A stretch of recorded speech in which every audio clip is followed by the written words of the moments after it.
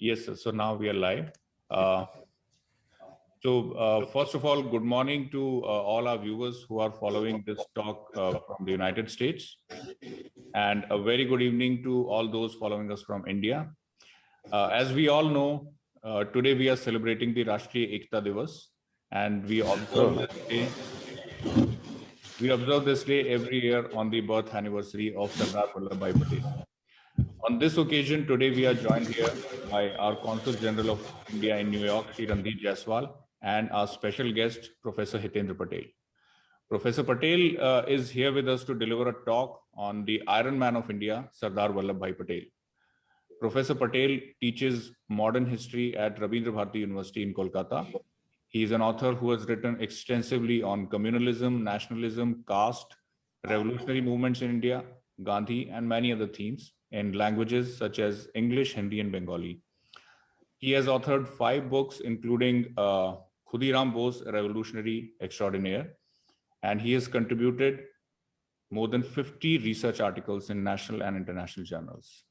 Now, I would request our Honorable Consul General to deliver his welcome remarks. So, please. So, good morning, all those who've joined us from the United States, and good evening to all those who've joined us from India. And my greetings and namaste to all those who would be joining us or would be seeing this program from various parts of the world. Given that today digital life is a reality, even though this is a live show, but I'm sure, as I do, many would go through this program subsequent to today's live presentation. We have with us Dr. Hitendra Patel from Ravindra Bharati University. He'll be speaking about Sardar Vallabhbhai Patel, a great statesman, a great towering leader of India. First of all, on Rashtriya Ekta Diwas, that is National Unity Day, I convey my warmest wishes to one and all, to all Indians and to all friends of India. We celebrate Rashtriya Ekta Diwas on 31st October, as it happens to be Sardar Vallabhbhai Patel's birth anniversary. And as many of our viewers would know, he is a man who's credited with India's unity, India's Ekta. He was the one who was responsible for bringing in all the principalities together, weaving them together in the Indian nation after independence. These are very tough negotiations, but given his skills, his tall leadership, his stature, we were able to overcome these very difficult circumstances that our country was put in right just after independence.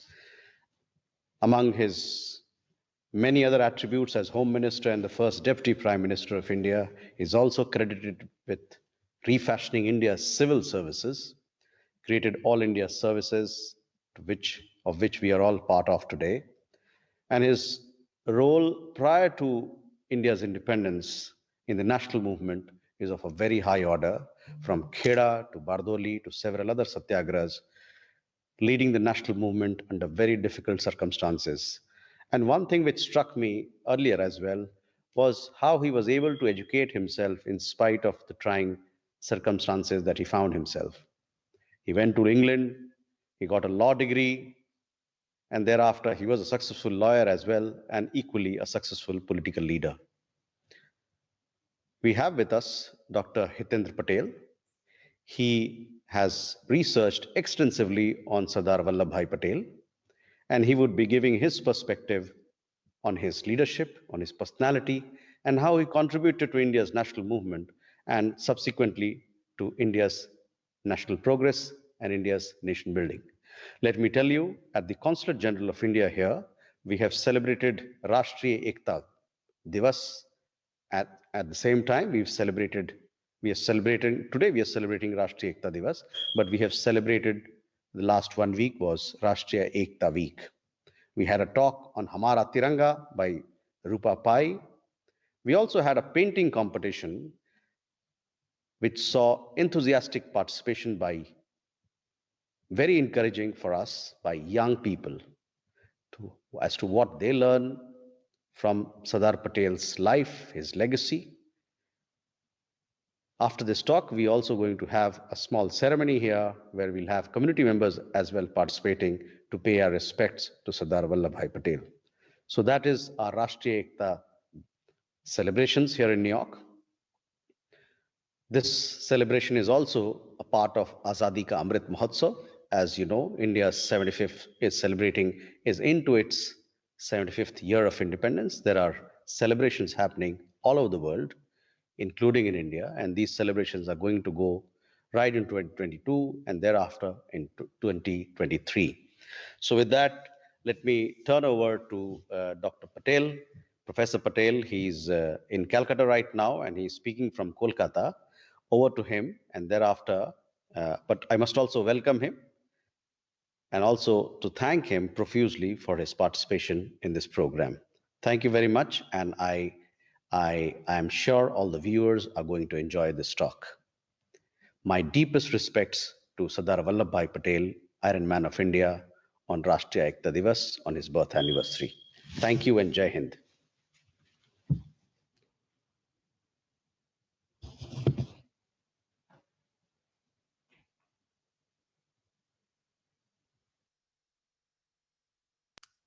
Professor Patel, I think you will have to unmute yourself.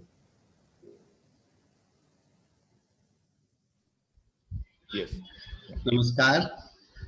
Thank you, Mr. Jaiswal, Consulate General, and other friends who are living in America. And I believe that others may also listen this lecture, this talk. I was thinking of talking about Sardar Patel in a very different way. And this celebration or Unity Day celebration, which is going on in India and elsewhere, is for me an opportunity to talk about some very interesting sides of our national movement and the attempts to see India strong. And in this process, as a student of history, I believe that this is an opportunity to look back differently. And in this process, I found that some leading personalities of national movement need to reappraised. They need to be seen differently now. When we are talking about a confident India, we are talking about a strong India, we need to look back to history also. And in this process, I consider 2-3 people most significant about whom we do not have adequate attention in the dominant narratives of Indian national movement. And in that process, one of the most important person is Sardar Vallabhbhai Patel. And let me begin with something which we know, but we hardly take into consideration when we talk about Sardar Patel's evolution as a man who led India in the most crucial years.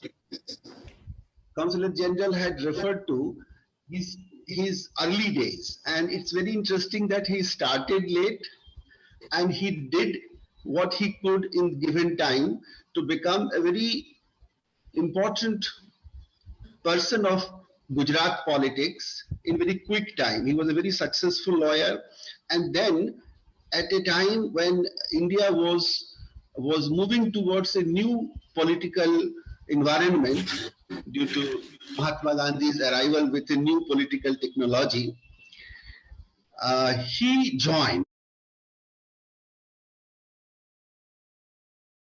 Mahatma Gandhi. And thereafter, his life changed, and thereafter he became most important lieutenant of Mahatma Gandhi, and he continued in that capacity for a long time. What is interesting about it, about relationship between Sardar Patel and Mahatma Gandhi, is that initially Sardar Patel was not very interested in what Gandhi was saying.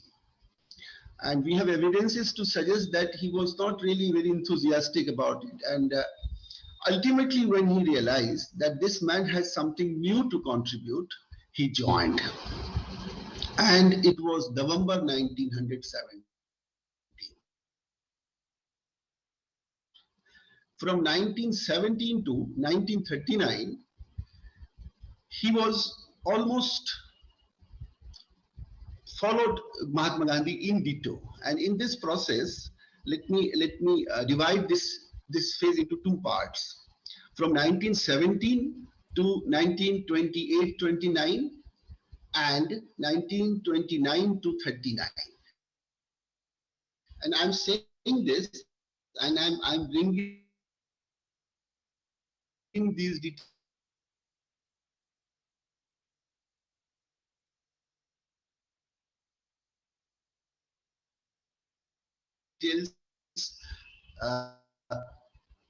here, basic details, just to remind you that Sardar Patel struggled in different phases very differently, and he had certain disadvantages, and he had some qualities. This is a historical process. So Sardar Patel was called, and then he became a Sardar. Is very important. Here he proved himself. He earned the respect of Gandhi and other leaders, and he became a national leader in a due process. He was not imposed from outside. He was not the son of a famous lawyer, or he was not brought into politics from above. He was a Kisan leader initially, and thus see the transition. He became a barrister. He started late, then he became barrister, and then he was a very successful barrister. Thereafter, he shifted to a new role, and that is the follower of Gandhi. So he became very different from what he earlier was. He became a Gandhian, started wearing clothes which suited the Gandhian follower, and then he becomes the Kisan leader, and a prominent Kisan leader. And the kind of struggle he had, it was a Kheda struggle, and thereafter Bardoli Satyagraha. What is forgotten, that these details are not actually conveyed to, these details are not mentioned when we talk about Sardar Patel. How he became leader, what kind of dealings he had, and why he became so important in between 22 and 28. Basically, he was a fundraiser and a person whom the people had a huge trust. He earned that trust, and in this process, he proved that he could do what he promised. And many people do not remember that Congress needed money, and this money was mobilized by Sardar Patel in such a way that even it surprised Gandhi. Gandhi was himself a good fundraiser in some ways, but Sardar Patel's capacity to raise fund was unparalleled, and that is something which earned the respect of people. And he was a man who emerged as a national leader after 1928, and it was likely, and it was most natural in the process, that he should become the president of Congress, and he was likely to be president of Congress in 1929. But something happened after that. We are familiar that the presidentship was given to Jawaharlal Nehru, and there is a letter written by Motilal Nehru in which he said actually that Sardar Patel is most deserving man, but if he is not given the presidency, then the most suitable person would be Jawaharlal Nehru. This letter is written by Motilal Nehru to Gandhi, and Gandhi took that hint And that hint proved very decisive, very important in Indian history. The presidentship of crucial Lahore session it should have gone to Sardar Patel, but it went to Jawaharlal Nehru. And thereafter there is a history. And from 1934 to 39, Sardar Patel's role was basically to fight for Gandhian leadership in Congress and mobilizing the fund and running the organization, bringing discipline into the organization. Unfortunately, when we talk about national movement, we talk about the public appeal, we talk about the principles, movements, but we hardly talk about the organizational structure. Who actually controlled the organization and faced various kinds of difficulties. If you run an organization, you know how difficult it could be. Congress was not a very disciplined party. In Congress, discipline was needed, and that discipline was brought by Sardar Patel. And that is why, talking about 1934 to 39, Rajmohan Gandhi has said that he was the boss of Congress. Boss is the term which has been used by Rajmohan Gandhi for this period's Sardar. I will also bring into discussion something which is not properly given due importance. Congress was a platform, everybody say that, but there was a kind of inner struggle which was going in Congress, and that led to a situation in 1934 when Gandhian leadership was challenged. And this Congress, I do not have the time to go into that details, but we must remember that the national movement was going on under the leadership of Congress is all right, but within Congress, there were 2-3 different kind of strains, 2-3 different kinds of things which were going on. And these things these things must be taken into cognizance. There were no changers who were Gandhian with Gandhi, and there were people who were challenging Gandhi's politics.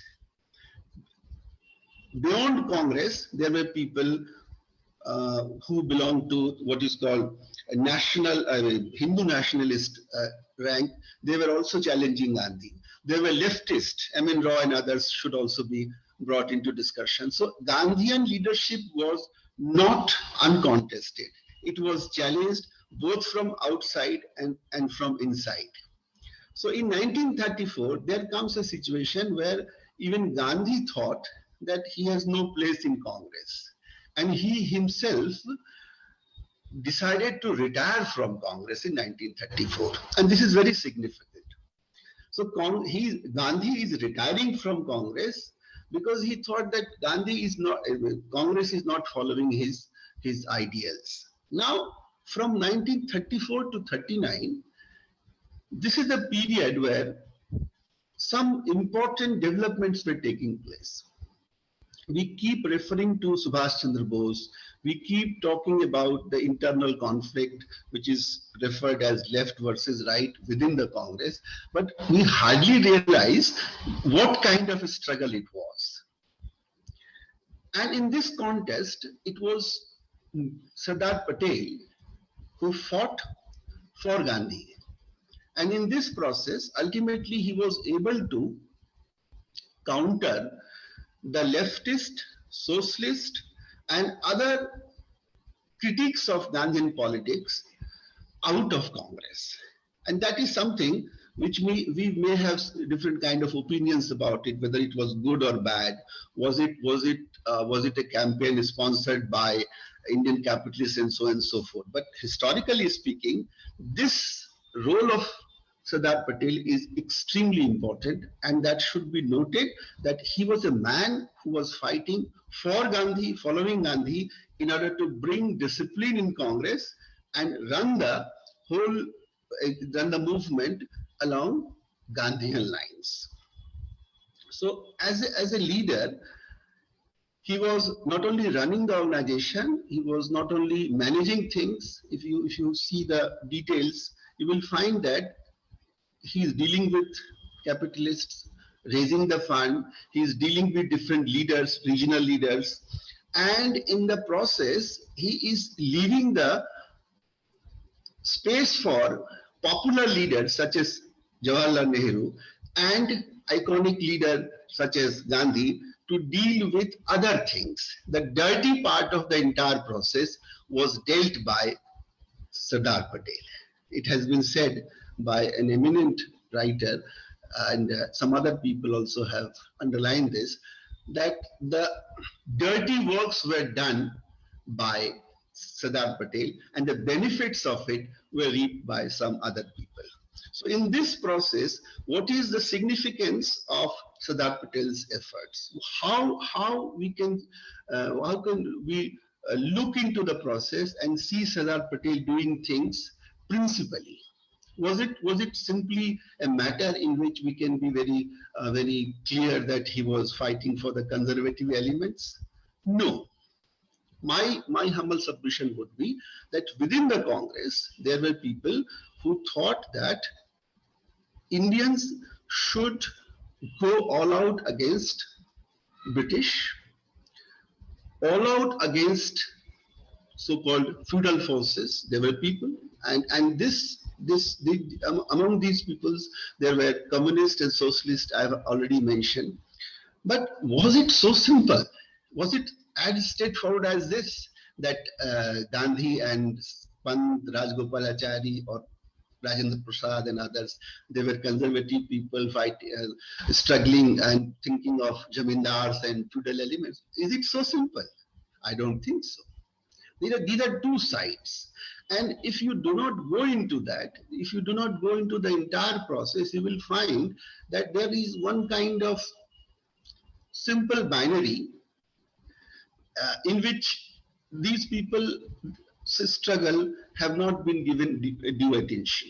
When we talk about leftist emergence of left within the Congress, we see Sardar Patel as a person who was hindering the progress of progressive ideas within the Congress. I mean, Roy was trying, and later on Subhash Chandra Bose also joined in.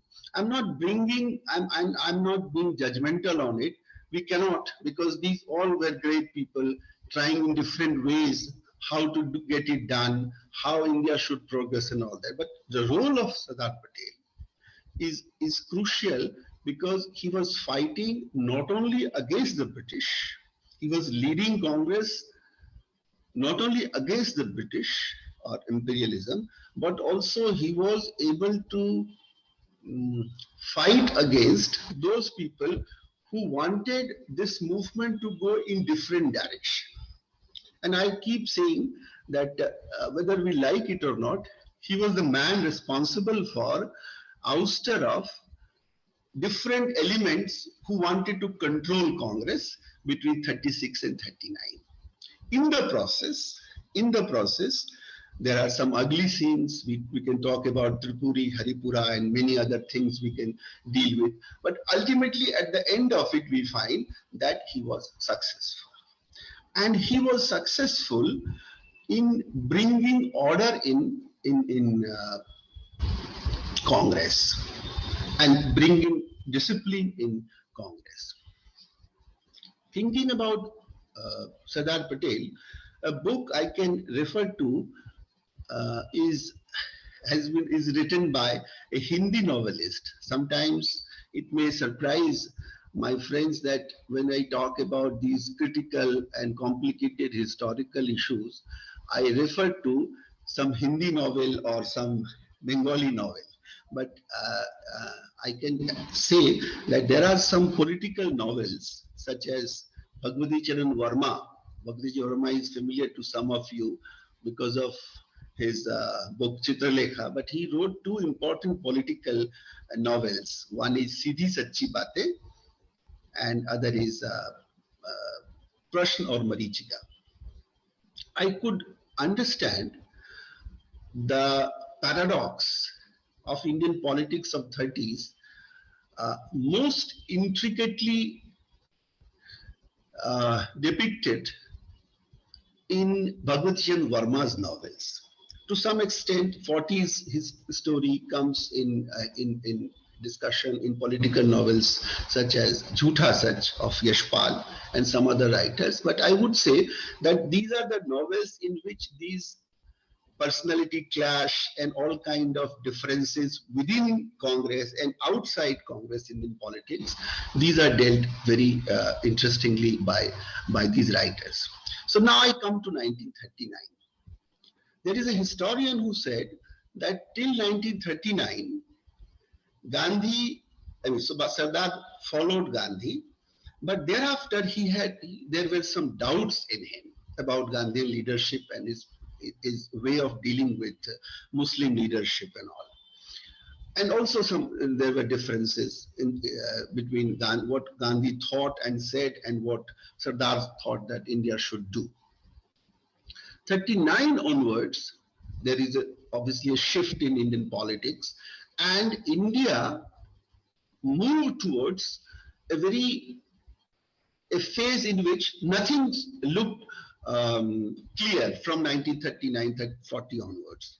From 40 to 46, this is the period during which Sardar Patel comes into his own self.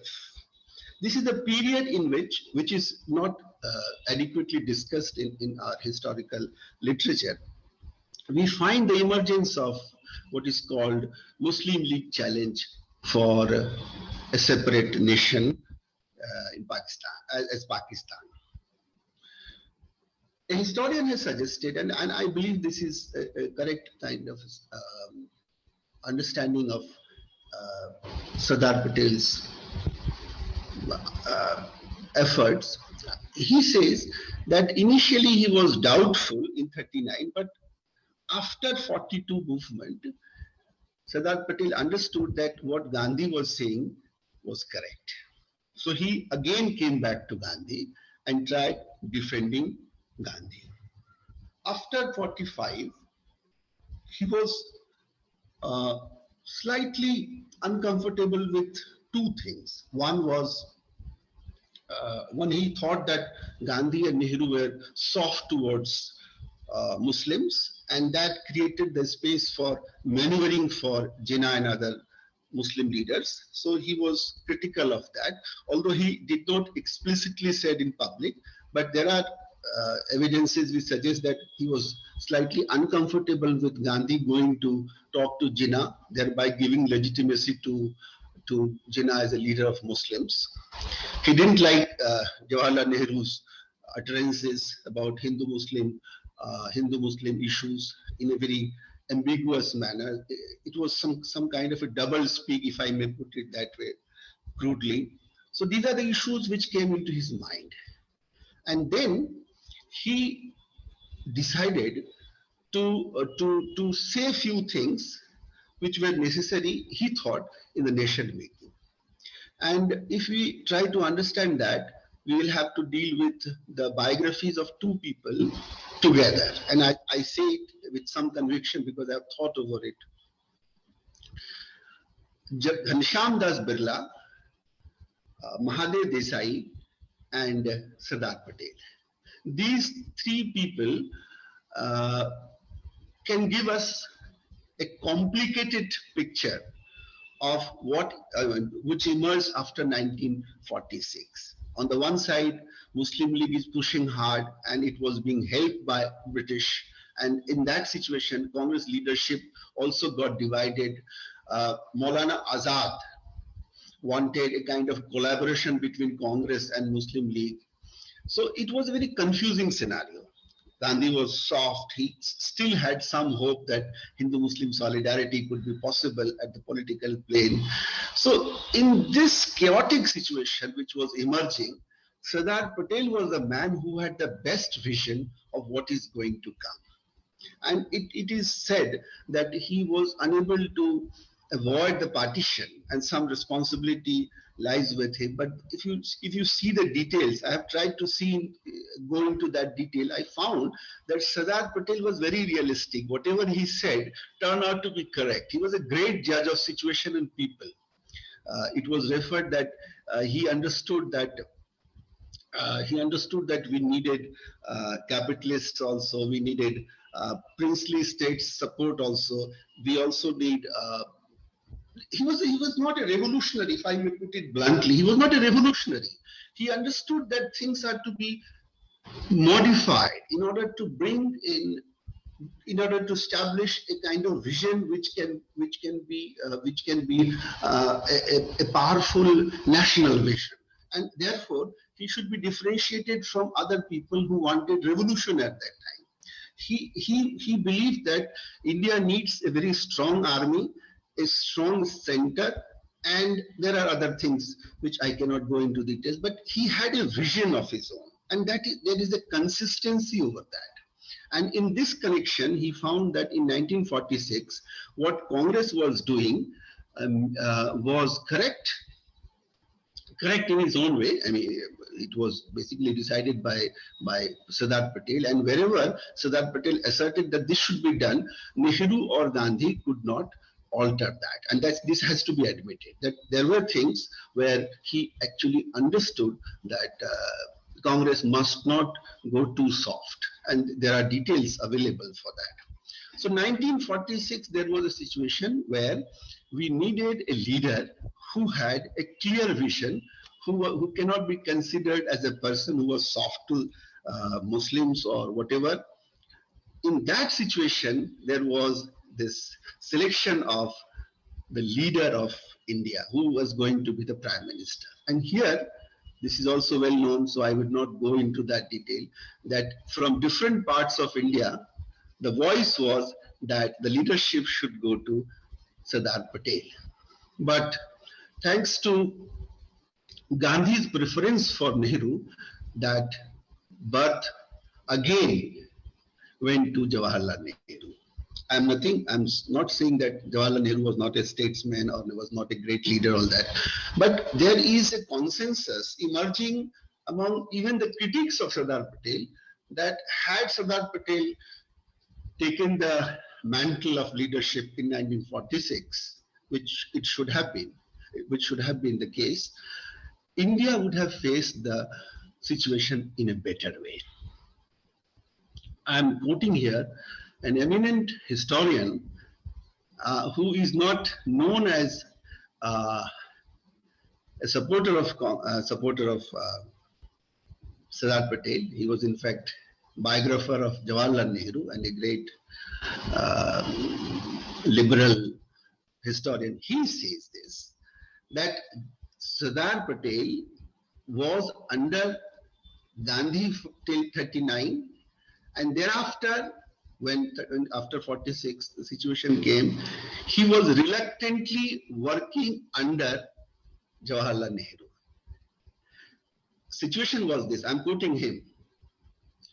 He says that, but for Gandhi's preference, he could easily have been number one in the party. Still, for the united India, for a strong India, Sardar Patel decided not to challenge the leadership, even if he had the command over the organization. Now, the last phase. And this is widely discussed, but the other issues related to it somewhat get less attention. We keep talking about his role in Kashmir, we keep talking about his role in Hyderabad, but there are some other issues also which shows that Sardar Patel had not been there.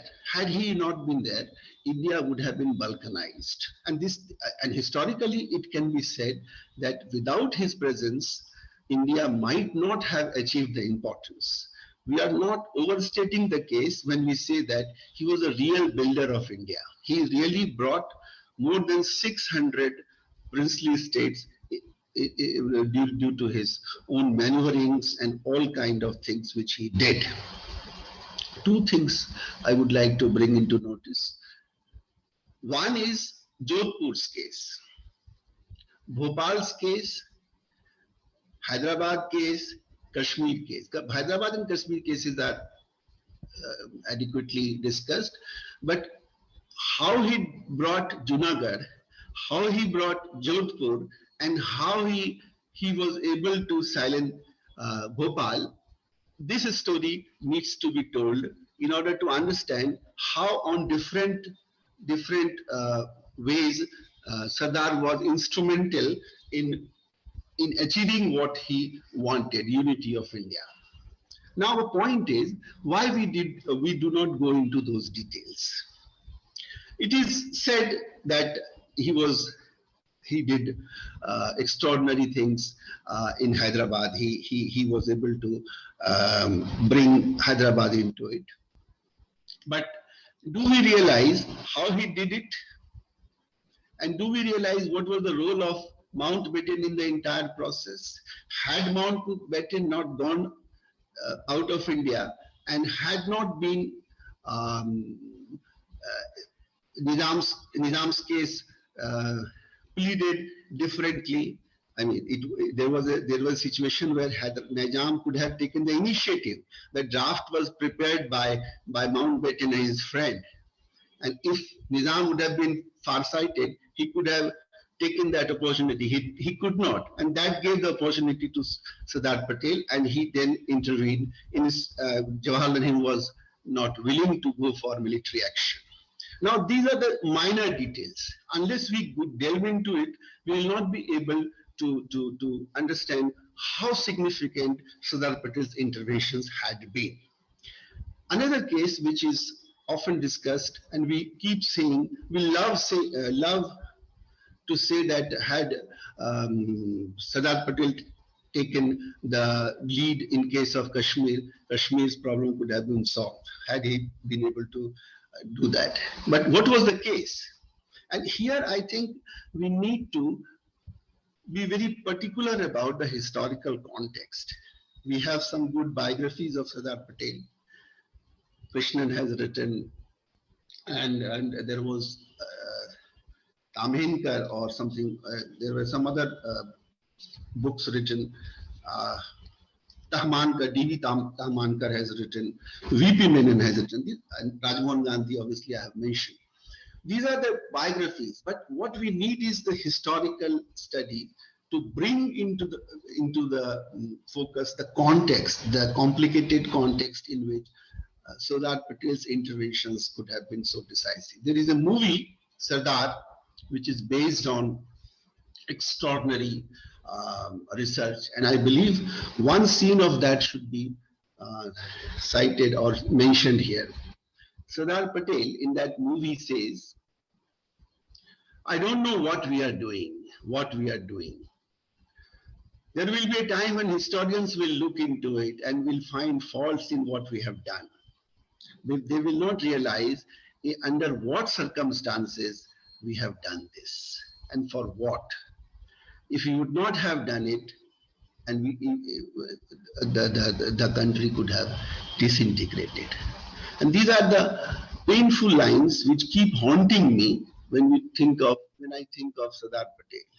And unfortunately, historians do not actually bring in those complicated details to make us realize that here is a man who was trying his level best, even if he was not in physically very good shape, he was trying his level best to bring order, bring unity, and see a strong India.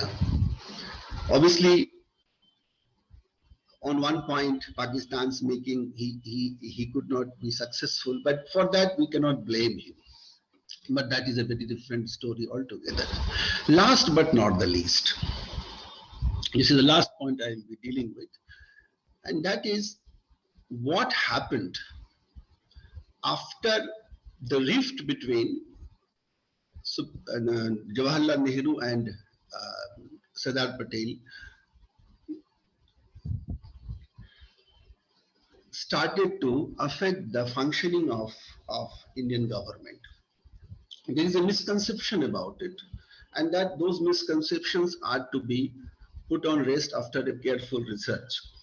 My humble submission would be that for this, Sardar Patel cannot be blamed. There are historians who believe that because he was soft towards Hindu forces, he wanted RSS come into the play, and he was very soft because of his own understanding of what is there. I believe that he had to take those decisions in accordance to the principles he had loved and followed since his 1930s days. It was not that he was against Muslim, and there are extraordinary amount of evidences available which suggest that he was not against Muslim at all. But what he needed was to see why there should be a parity. There should be some kind of understanding that partition has taken place, and we need to take into cognizance what is happening in the other side of the fence. I will bring in Ghanshyam Das Birla's letter, which he wrote. That man in the street is asking a question: why 4 crore Muslims are living peacefully in different parts of India, and why Hindus on the other side, that is in Pakistan, are unable to stay there peacefully. Muslims are coming back to India if they desire, but Hindus find it impossible to go back to their homes, which fell in the other side. So this is a question he writes, Birla writes to the Governor General of Pakistan. And this is something very interesting. In that letter, Birla had explained what is the situation and how people should be able to understand that there were some kind of a pressure working on Indian government. Indian government means at that time, in this context, Sardar Patel. Now Sardar Patel is doing things, and on those utterances and on those, because of those acts, he's seen as a communal person. Many historians have written on it, directly or indirectly. But I have a strong belief that this is a wrong perception. Sardar Patel is a nationalist. He can never be called a communal man. Like Rajendra Prasad, many people start clubbing Rajendra Prasad, Patel, and Pant others as communal and Nehru as secular. This is disservice to people's history, I believe, and that is why I am strongly of the opinion that if we really go back to those days to find out how India emerged as a nation, as a strong nation, we should bring the historical context into the proper perspective. And here, Sardar Patel's role becomes very important. I can go into other details also about Somnath or even Ayodhya and Tibet and all that, but I think people are aware of it. What I am trying to underline in this talk is that we badly need proper history, comprehensive history. And if we do that, Sardar Patel emerges as the real builder of India. And I'm saying this real builder without belittling other greats, because I have seen how troubled he was, how many kind of pressures were coming in, and what kind of situation he was working in. If you read V.P. Menon and all the documents of division of resources and Birla's intervention, I'm bringing Birla time and again because Birla and Sardar Patel worked in tandem on various issues, and during these very crucial phases, they worked together, and that's why I found those details, unfortunately for many, and fortunately for people like us, Birla's documents are available. Many documents which could have done justice to Sardar Patel are not in circulation. We do not have collected works of Sardar Patel the way the collected works of other greats are available. And I have been saying this for quite some time, that unless we bring those details together, Patel was not a very good writer, but he was a very straightforward person. He could say something which made sense to the people whom he was talking. He used to say that if you want good words, go to Nehru. But if you want hard talk, come to me. You will not like what I will say. When people approached him for giving lectures, he said that, no, please don't invite me. If you want to hear good things, go to other person, not me. Now, last, should we stop and say that Sardar Patel was also a great builder, great nation builder, he had a vision, he was a great statesman and all that? Or should we go further? If Rajendra Prasad had said after 10 years of his demise in 1950, that the India we are seeing today as united and strong, it is because of Sardar Patel. If Rajagopalachari, who had reasons to be critical of Patel because he was denied presidency largely because of Patel, could say after 25 years that had Patel been the Prime Minister of India, India would have been in a better position. This is Rajagopalachari, and I can go on quoting many people. What is the message and for a history student? Should we stop saying that he was the builder of India because he brought more than 600 princely states together? No, I think we should go further. We should look into the 40s history differently. Even national movement history should be seen somewhat differently. There were attempts, there were people, there were movements who were not with Gandhi, but they were equally patriotic, they were equally, their sacrifices are no less, and those people also wanted to free India. So there is not only one vision of making of India, there was not only one vision of liberating India from imperial yoke, there were many, and all those histories and those narratives are to be brought on the table. And that is where I think the most significant point on which I would like to conclude my talk is that we need proper history. We need comprehensive look into the 40s history, which actually gave us the idea of what is called India, the idea of India, and the vision of a modern and strong India. Unless and until we question the dominant narrative informed by Indian ideology of a particular kind, a real tribute cannot be given, cannot be paid to people like Sardar. There are other kind of things which are waiting for us to be explored, to see how different grades perceive the future of India differently. Without taking credit out of them, we must try to go into the process and find out why the man who actually did the most significant work is not considered most important visionary of India. He had to wait for his Bharat Ratna,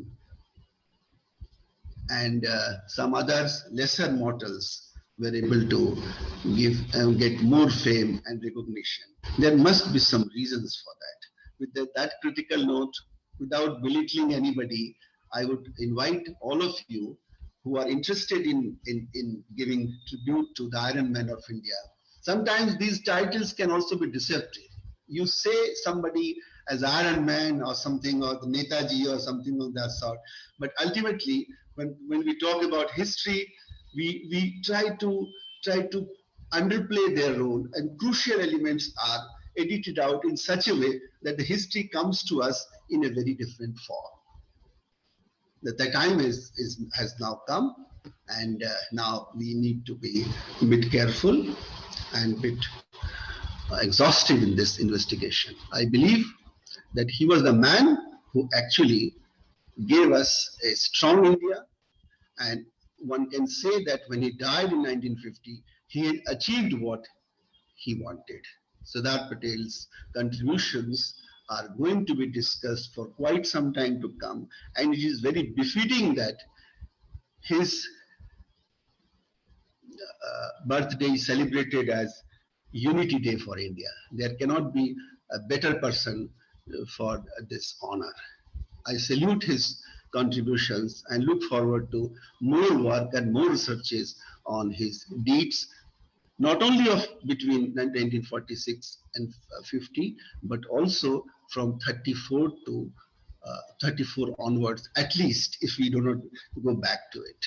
I believe that he was perhaps the greatest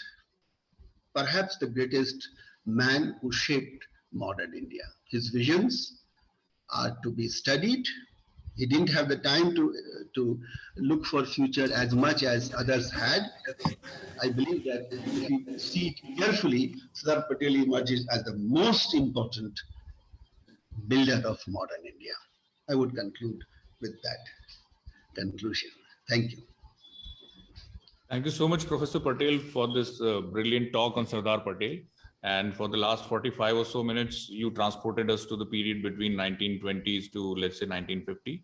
And we got to understand the life and times of Sardar Patel and his struggle for India. So now we have a couple of questions. So the first question is that, as you spoke about Sardar Patel in the beginning of the talk, you know, how he started as a leader of the farmers, and then he moved forward, and there was a lot of struggle involved, his studies and everything, and his life itself, I mean, apart from the political work that he did and the contribution that he made towards India's independence, his life in itself is a huge lesson. So what do you think that the youth of today can learn from the the struggle and the achievements of Sardar Patel as an individual, as a human being, as a professional, and as a leader? And that is a very good question, because it gives us an opportunity to see the man. I have already stated that he started late, and he started late with a determination. There are so many stories circulated about his willpower. He could do what others could not dare. He could do that. And there is a story that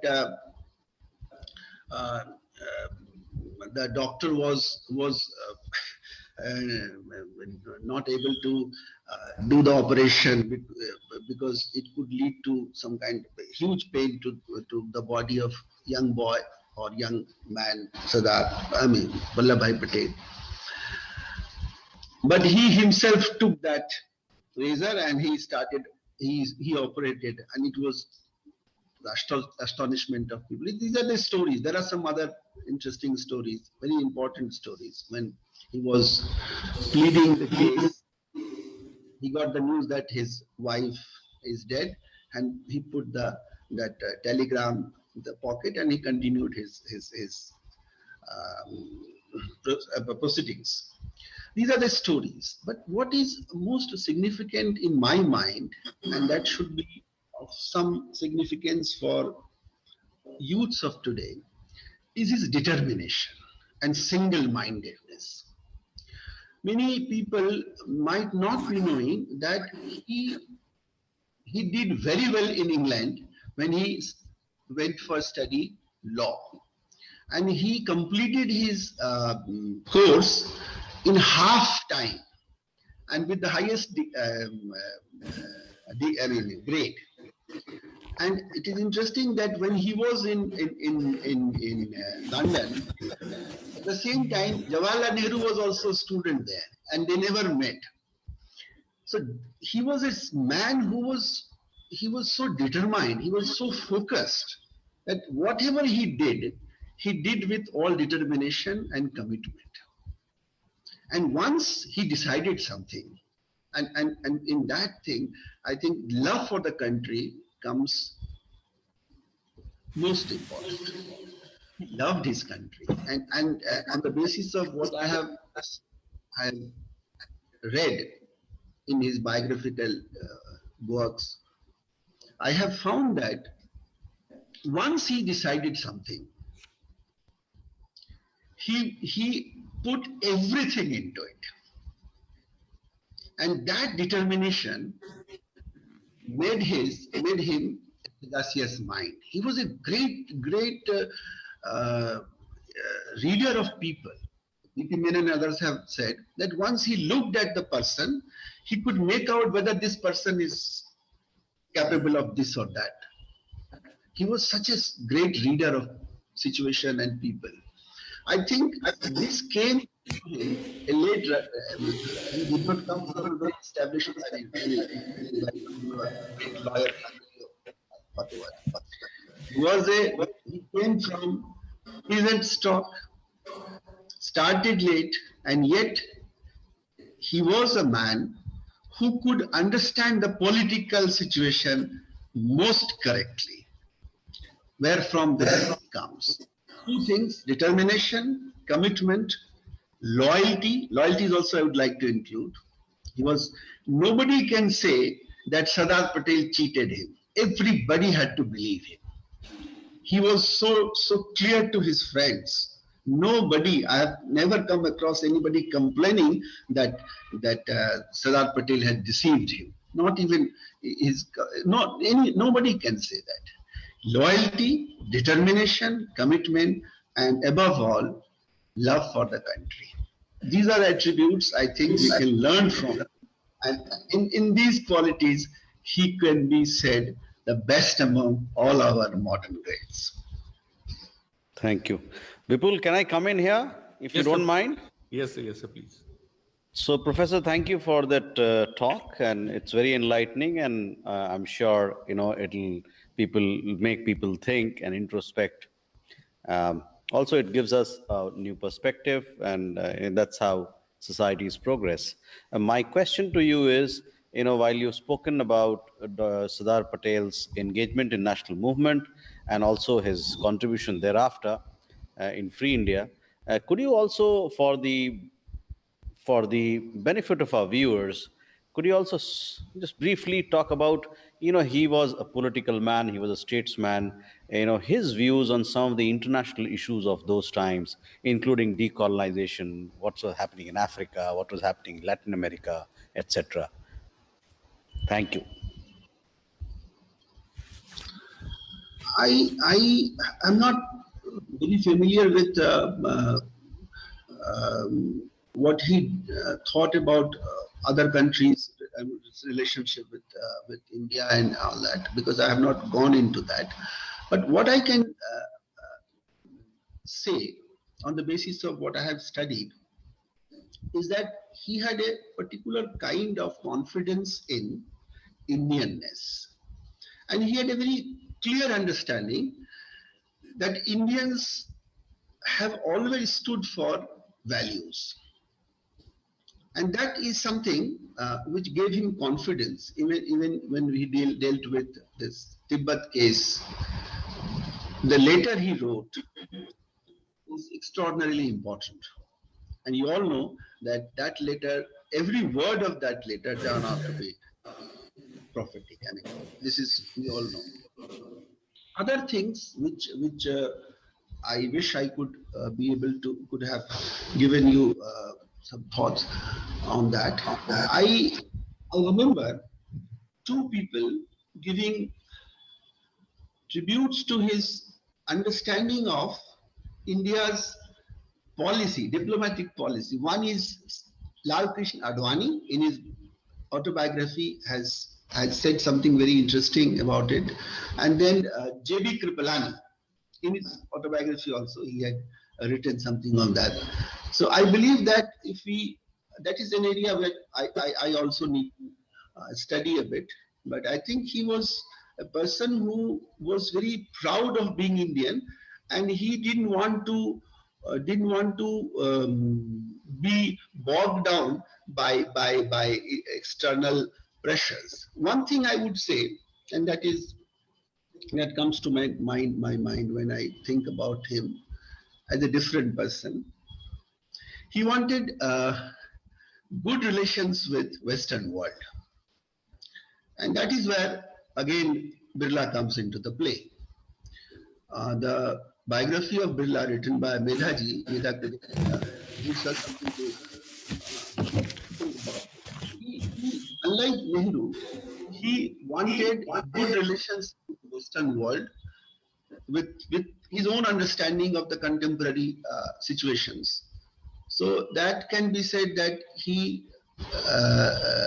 there was a meeting, which I think of. There was a meeting at the place of Birla where American ambassador was called, and there was a kind of deal, or there was kind of proposal from Birla's side that this much should be offered to India for some years so that India could strengthen its position. It was in 48 probably. So it can be said that he was very friendly wanted to be friendly towards the Western world, Western countries. This much I can say at this moment. Thank you. I acknowledge my... No, that was just to provoke you. Don't worry. Thank you. Thank you.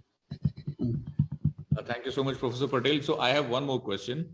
As we all know that Sardar Patel started his journey from a very rural background. He was initially a leader of farmers, and he also led certain movements of Indian farmers in the state of Gujarat. So what was the Sardar Patel's vision of rural India, and what was his understanding of the entire issue? I didn't get you last line. What was the idea? What I'm trying to ask is that Sardar Patel started off as a rural leader. So what was his vision of rural India?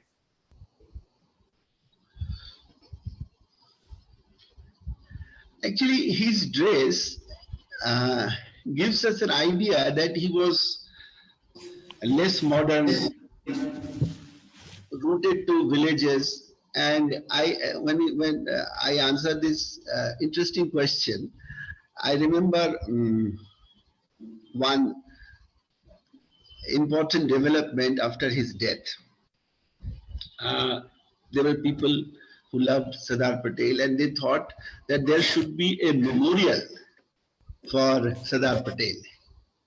And the proposal was discussed, and one Prime Minister said that it would be better if whales are did villages as a tribute to Sardar, because he was a village man. He loved villages. Therefore, wells should be digged in different villages as a tribute to Sardar. Then there were people who didn't like this. This is not a proper tribute to the great man. Digging the well is a job of the government. It's an ordinary thing. These things should not be attributed to this. It should not be attached to the memorial. So there were meetings, and in those meetings, it was decided that there should be a statue in Delhi in a proper place, and that was also not granted ultimately. So a different place was chosen for that.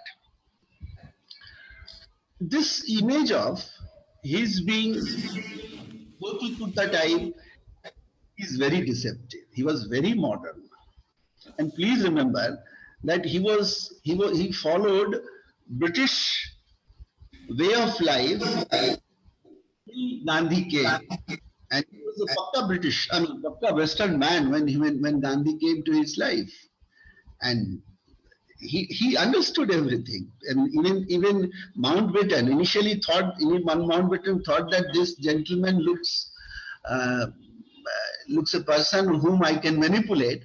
He turned out to be a tough nut to crack. Mountbatten has admitted in his book and his tribute that Sardar Patel was a very determined man and he understood everything. He understood modern man.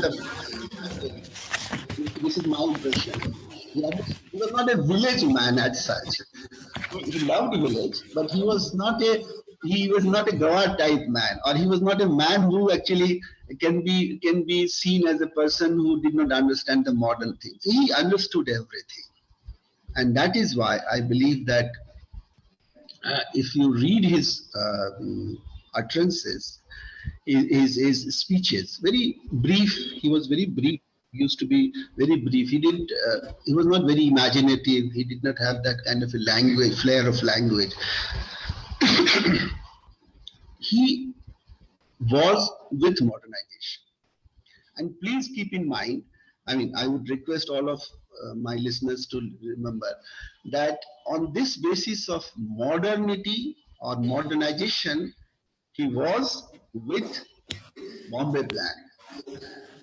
I didn't have the time to go in towards that. The Bombay Plan of 1944 had something to do with Sardar Patel also. So it's not that he followed Gandhi, that meant that he was in favor of continuation of that kind of technological things and all that. He was a modern man. He understood the demands of the modern world, and he was for it. He was for it, and he basically trying to move India towards modernization. And if you the kind of people he supported, that also is an indication of his preferences. You talk about various projects, various people who were active in those days. Today, Times of India carries story of Anand, and there are other kind of examples which suggest that Sardar Patel was a modern man, and he was all for modernization, with obviously an eye to the national interest. This much I can tell you. Thank you so much, Professor Patel. Sir, any other question or comment that you would like to say?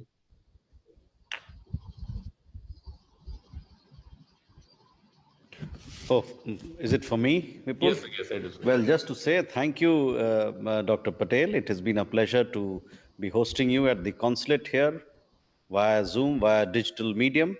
And we look forward to this conversation. I'm sure our viewers are going to enjoy all that you've said, and also look more deep about the history that is available on the life and legacy of Sardar Patel. You've raised some of the very poignant questions. Those are for all of us, not just historians, but also for people from general walk of life to look at. And we must, grapple with all that we have, and we must take everybody along. And let's, on that positive note, on that inclusive note, let's celebrate Rashtriya Ekta Diwas. A unified India is a strong India. A unified India is an India that is going to march and take its rightful place in the Committee of Nations. So thank you very much once again for your participation. Thank you. Thank you for giving me the opportunity. Thank you so much, sir. And also thank you to Professor Patel, of course, for this wonderful talk, and to all our viewers who have been listening to this wonderful talk. Thank you so much.